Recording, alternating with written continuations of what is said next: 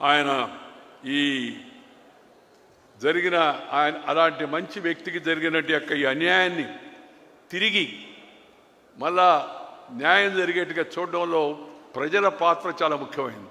అశేషమైన ప్రజలు ఒకవైపు రామారావు గారి మీద అభిమానం అయితే మరొక వైపు ప్రజాస్వామ్యాన్ని పరిరక్షించుకోవాలనే ఉద్దేశంతో లక్షల మంది వీధుల్లోకి వచ్చారు. ఆయన ఇక్కడి నుంచి మొదలుపెట్టి విజయవాడ నుంచి మొదలుపెట్టి అనంతపురం దాకా పర్యటన చేస్తే మేమందరం ఆయనతో ఉన్నాం. అప్పుడు ఎక్కడికి వెళ్ళినా జనం అసలు ఆకాశం ఈనిందా అన్నట్టుగా అలా జనం అంతా వచ్చారు. ఆయన జరిగిన అన్యాయానికి వ్యతిరేకంగా అందరూ నినదించారు. అందరూ ఆయన వెనక నిలబడ్డారు. ఆ తర్వాత ఇందాక విషయాలు చెప్పారు కదా మీకు, ఢిల్లీ తీసుకెళ్ళడం, ఎమ్మెల్యేలని కర్ణాటకలో క్యాంప్ పెట్టడం, తిరిగి మళ్ళా వచ్చి మెజార్టీ చూపించడం. మెజార్టీ చూపించేటప్పుడు కూడా దుర్మార్గం చూపించారు. అసెంబ్లీ సరిగ్గా జరగనివ్వలేదు, గొడవ చేశారు. నా ముందు కూర్చో ఒక ఆమె గాజులు పగల కొట్టుకుంది నన్ను రెచ్చగొట్టాలని. మేము ముందు రోజే మీటింగ్ పెట్టి అన్నగారు చెప్పారు అందరికీ, రేపు గొడవ జరుగుతుంది, ఎవరు మాట్లాడకూడదు, దయచేసి వెంకయ్యనాయుడు గారు జైపాల్ రెడ్డి గారు ఉంటారు, వాళ్ళు ఎవరు ఉంటే అవసరమైతే మాట్లాడతారని. ఒక ఆమె నా ముందుకు వచ్చి గాజులు పగల కొట్టుకొని అధ్యక్ష నన్ను అవమానపరుస్తున్నాడు ఈయన అన్నాడు. ఆయన అధ్యక్షుడు ఏంటి చూశాడు, చూస్తే ఈయన నన్ను ద్రౌపది అంటున్నాడు ఆయన. అంటే నేను లేచి చెప్పాను, ద్రౌపది మహాపతివ్రత, ఆమె పేరు ఎందుకు వాడతారని నేను వాడానని చెప్పి.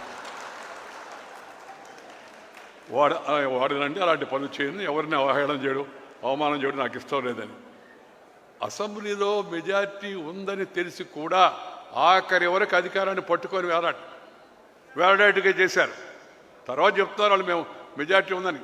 మెజార్టీ రుజువైన తర్వాత కూడా వాళ్ళు అసెంబ్లీ సాక్షిగా అది ఎక్కడ రుజువు అవుతుందని అసెంబ్లీని సరిగా జరగనివ్వకుండా అనేక రకాల దుర్మార్గాలు ఆ రోజు చేయడం కూడా జరిగింది. ఈ శాసనసభ్యులు స్టూడియోలో ఉన్నప్పుడు తీసుకెళ్దామని ప్రయత్నం చేశారు. ఈ ఇందర్సేన్ రెడ్డి గారిని అప్పుడు ఆ స్టూడియో బయట కాపలాకి మనుషులందరూ తీసుకొచ్చి పెట్టి పని ఇందర్సేన్ రెడ్డి గారికి పెట్టాము. అప్పుడు లోపల ఉండి వ్యూహ రచన మిగతా విషయాన్ని నేను చూస్తుంటే వాళ్ళకి కావాల్సిన ఏర్పాట్లు మిగతా వసతి పద్ధతి అంతా కూడా చంద్రబాబు నాయుడు గారు చూశారు. అలా వాళ్ళని కాపాడుకొని ఇక్కడి నుంచి ఢిల్లీ తీసుకెళ్తుంటే దారి పొడవునా రైల్వే స్టేషన్ పైన దాడి చేయించారు. తిరిగి మళ్ళీ అక్కడ దాని ఆఖరికి ఢిల్లీకి పోతే మేము ఆలస్యంగా వచ్చామని చెప్పి జైల్ సింగ్ గారిని ఢిల్లీ నుంచి నార్త్ ఈస్ట్కి వెళ్ళి పొమ్మని చెప్పింది ఇందిరాగాంధీ. మీరు అపాయింట్మెంటు లేట్ అయిపోయింది అందుకని ఇవ్వద్దని. ఆయన జైల్ సింగ్ గారికి వాజ్పేయి గారు, ఈయన రామారావు గారు అంటే అభిమానం, ఆయన స్వామీజీ అంటుండేవాడు రామారావు గారిని చూసి. అటు రెండోది వాజ్పేయి గారు అద్వానీ గారు మాట్లాడారు, మీరు మాట ఇచ్చారు లేట్ అయినా కూడా ఉండి వాళ్ళ సంఖ్య ఉందని అది చూడండి అని. మేమందరం ఎమ్మెల్యేలు అక్కడికి వెళితే ఇంకా విచిత్రం, ఎమ్మెల్యేలు అందరం వెళ్ళి ఆయన కలిసాము, ఆయన చూశాడు. టీ తాగండి అన్నాడు గౌరవంగా. పాపం రాష్ట్రపతి గారు టీ తాగుతుంటే నాకు ఒక ఏడీసీ వచ్చి చెప్పాడు, సార్ నాయుడు గారు పక్కకు రండి అన్నాడు. ఏమన్నాను, అప్పుడు ఇవన్నీ లేవు టీవీలు ఇవన్నీ, టెలిప్రింటర్ ఉంది అక్కడికి వచ్చి చూడండి అన్నాడు.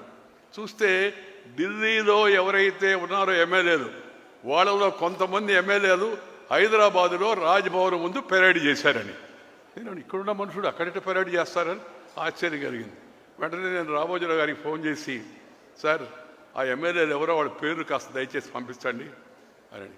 పేరు ఆయన కొద్దిసేపటికి పంపించాడు. పంపించిన తర్వాత రఘురాయ్ అని ఒక ఫోటోగ్రాఫర్ ఉన్నాడు ఇండియా టుడేలో. ఆ రఘురాయ్ గారిని అద్వానీ గారి ద్వారా పిలిపించి రామారావు గారిని బయట ఈ ఎమ్మెల్యేలందరినీ ఎవరైతే హైదరాబాద్లో ఉన్నారో ఆ ఎమ్మెల్యేలని ఢిల్లీలో రాష్ట్రపతి భవన్ బయట రామారావు గారి మధ్యలో కూర్చొని వాళ్ళు ఆ పక్క ఈ పక్క నిలబడి ఆ ఫోటో తీయించాం.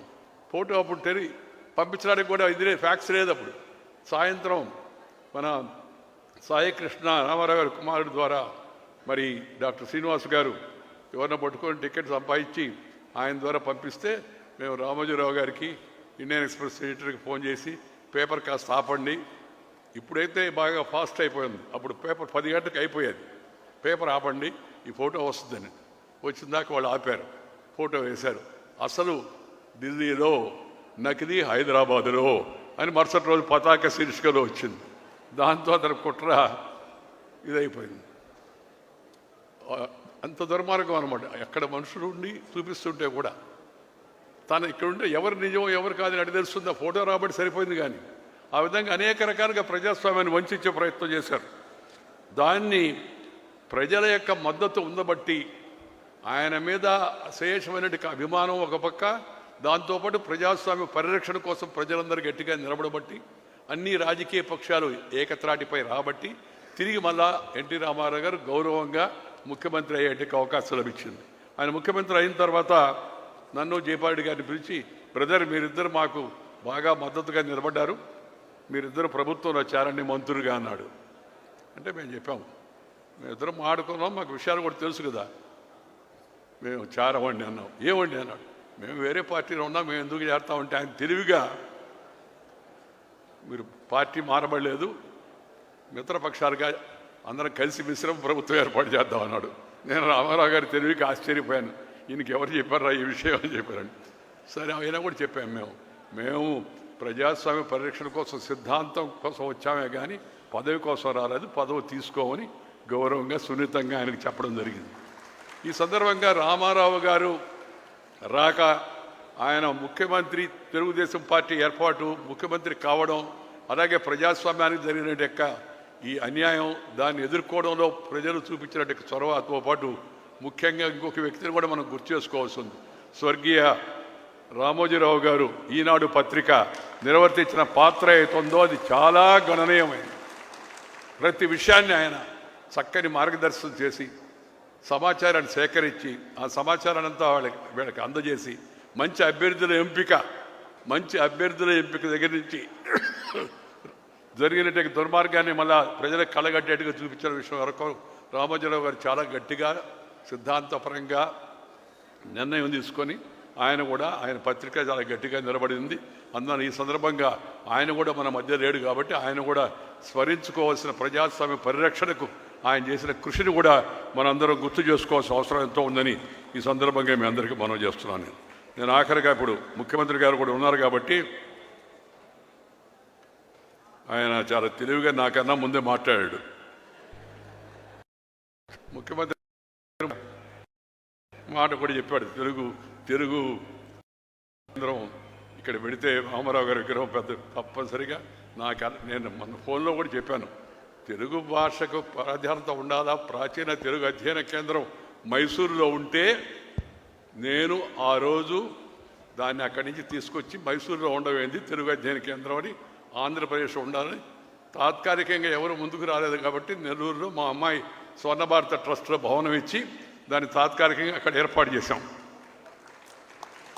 దాన్ని అమరావతికి తీసుకొస్తానన్నా, దాంతోపాటు ఎన్టీ రామారావు గారి పెద్ద విగ్రహం పెట్టి గుర్తుగా ఏర్పాటు చేద్దామన్నా నాకు ఎలాంటి అభ్యంతరం లేదు.